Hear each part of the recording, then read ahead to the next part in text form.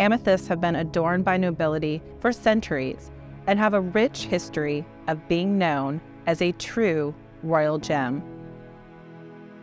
It is thought to bring the wearer serenity, calmness, and a clearness of mind. Amethyst finds its origin story rooted in Greek mythology, and it has been used as a stone of protection by many ancient civilizations. Finding its name from the Greek word amatos, meaning not intoxicated. The Greeks thought they could use this crystal to protect them against intoxication, and that wearing this stone would keep them from falling down drunk. In the age of antiquity, beautiful shades of purple amethyst were used to accentuate the rich purple dyes available only to the most wealthy and powerful of society. Although today amethyst is one of the most common gemstones available, it is still a stone associated with royalty and power. Hi, I'm Suzanne, and today we'll be looking at the marvel and majesty of amethyst. Be sure to stick around, because I'll be showing you a quick and simple amethyst earring project that anyone can make, and will have you looking lavish and feeling like royalty. Before we go any further, I want to remind you about the vast amount of amethyst that Fire Mountain Gems and Beads carries. You'll find everything from gemstone beads to faceted stones to drops, cabochons, jewelry-making findings, components, gifts, and much more. I'm excited today to be able to invite our very own in-house graduate gemologist, Dev, to talk with us about the science of amethyst. Hi, Dev. Thank you for joining us today. Thank you. So what is a graduate gemologist? Well, Susan, the graduate gemologist from GIA is one of the most prestigious credentials in the jewelry industry. The GIA program gives you the expertise to evaluate diamonds and color stones. So what does a typical day look like here at Fire Mountain? So we get shipment from all over the world, and gemstone we got from certain countries. So I get to go to the warehouse, check the shipments, what we got, the gemstone beads in different gemstones, as well other products for the quality and the grading. And sometimes vendors may make mistakes. We've seen those, and certain lots. So I did the stone and grade them, make sure that what we're getting according to our grades. Nice. So our customers know that every stone that's coming into our warehouse is being checked. That's right. That's great. I check each and every stone. Nice. Pretty much every day. So here's an actual geode. Is that what we're looking at here? Yep, that's what it is. It's a natural piece, and all they did, they just sliced it. Okay. So I'm sure it was one round piece. Okay, so do you know what's inside before, are these just laying on the surface of the ground, or? In nature, I'm sure it was made somewhere 20 miles to 30 miles below Earth. Okay. It's not from surface because it has to have certain high temperature and pressure to make this crystalline structure. And see, we'll show this. Oh, so this is what you're seeing. This is what you see outside. If you see this, not quite will you pretty. know that it's amethyst? No. So they have to make a window, and this is what they found. And then you can see how thick we call skin. Now you can see the green portion. That's the skin of the stone. So this is what we call the host rock. Okay. So this is what the outside would look like, not knowing if it was going to be an amethyst. Exactly. If it's amethyst or it's going to be crystal quartz, or if it's going to be citrine. Okay. So they have to make a window, then they see the stone. Oh, yeah. So here it is. So now you have you can see in the different colors. Gorgeous. It's beautiful.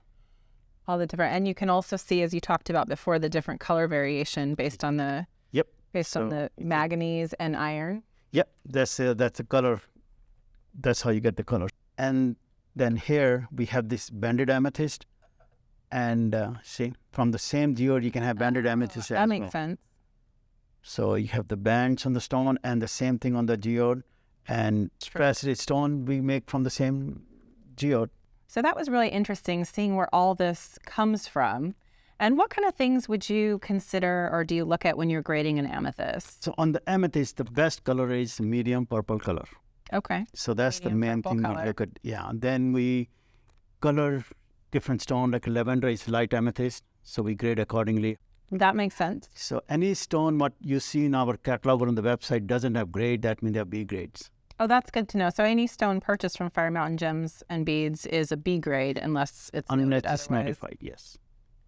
And what kind of tools do you use when grading gemstones? so there are 4 equipment generally we use: Mohs hardness, specific gravity, refractive index, and then eye loop. Great. And I was hoping, if you don't mind, could you talk to us a little bit more in depth about Mohs hardness and how you determine that and what that means about the stone? So in simple, it was invented in 1812 by a German scientist in Austria. Friedrich Mohs was his name. And because he was working at a mine company, and he invented this to separate different minerals. And this is one of the equipment pretty much every gemologist has. And that's how it's named as a Mohs hardness. So Mohs hardness is, we call it resistance to scratch. So it starts with 2 through all the way to 9, and then 10 is diamond. This is the hardest stone, hardest mineral we call. So like for example on this one, so we know the quartz is 7, Mohs hardness 7. And so what I look for, it looks very close to fluorite. Fluorite, Oh, I see. purple fluorite, right? And then fluorite is 4. I'm going to try to scratch test this. Okay, so you're scratching with 4, See, and yeah, no scratch. no scratch at all. And if it did scratch, it would be fluorite, It will be fluorite. but now you know it's not. It's not. So I'm going to use a higher number. So this has 6 at the bottom and then 7. 7. So we know 6 will not scratch. Let's try on the 6 also. It's nothing. So 7, we can move. So now you're going to try to scratch it with the 7. So you can see 7 number. So I'm going to scratch with 7. And it scratches. It scratches. So I can show you on the camera. So you're identifying the stone based on its a resistance to scratching, or where it scratches. That's right. And what Mohs hardness tester I used. So it shows it's 7. That means it's quartz.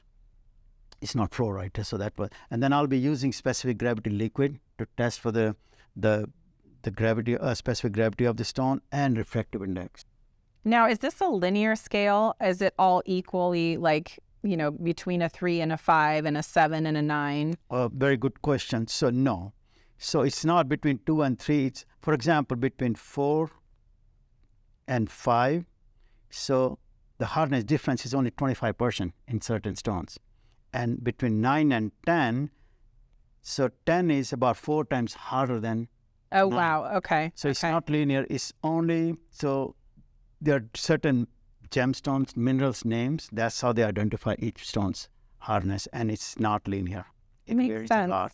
Makes sense. Yeah, that's. And is 7, Mohs hardness of a 7, is that good for use in jewelry, or is that considered soft or hard? 7 is reasonable. It's a daily wear and tear. For that, it's a durability. Great. So good for daily wear, bracelets, earrings, necklaces, Yes. that type of thing. Yeah. The stone. Below that, it makes a kind of softer stone. It may get scratched, but 7 is decent. Okay. That makes sense. Hardness. So knowing that amethyst is a 7 on the Mohs hardness scale, how would you suggest we care or clean the stone? So Susan, amethyst is pretty safe to use. You can use ultrasonic to clean the stone, but if there's any kind of fracture or cavities, so I'd rather suggest just use soapy warm water. So just soapy warm water. That's the best way to clean it, taking care of your jewelry.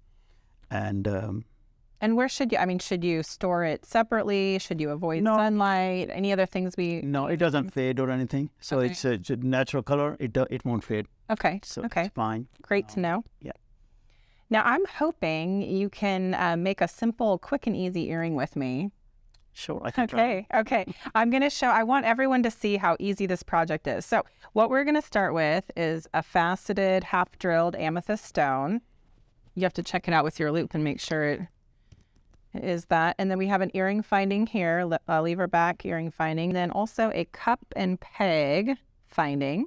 And I'm going to get you, just to show you don't need many tools at all to do this. This is a bent nose pliers and then a cutter in case we need it. So What I'm going to have you do first is, just open up that loop at the bottom of the ear wire. Great. Yeah, just pulling it up. Now go ahead and add on your finding. Oh, I got it. And then close that up. So I'm using a 2-part epoxy here, DevCon.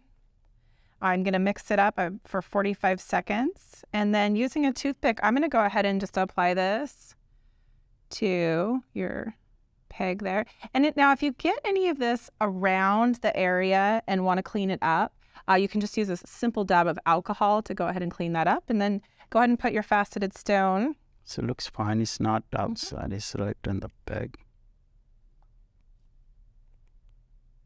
All right. Well, I can use my loop to see if there's any epoxy outside. Yeah, it's fine. Looks great. See how simple that was? That was easy. Perfect gift for your wife. Yeah, I think I should start making some jewelry for her now. See, I taught you something too. I learned something new. Thanks again for joining us today, talking to us about amethyst, sharing how you test for Mohs hardness, and we look forward to welcoming you back soon. Definitely. Thank you very much. For even more information about amethyst and other gemstones, please head to our website at firemountaingems.com. You'll find all the information that you need in our Gem Notes section, along with thousands of inspirational design ideas, project how-tos, free resources, and more. Please comment, like, or share. Happy beading! Want to learn more about jewelry making supplies and techniques? Then sign up for our email list. You'll find the link in the description below.